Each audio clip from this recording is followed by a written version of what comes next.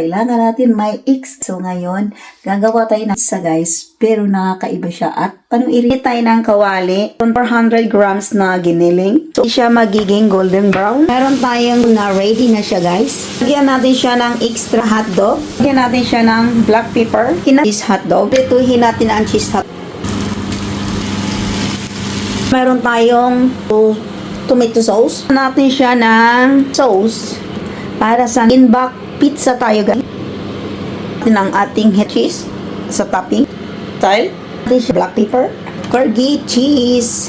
So tinatnat na ihanin natin siya guys. I-ready na natin sa ating oven 220 degrees. So natin siya ng itlog. Ng ating itlog 15 minutes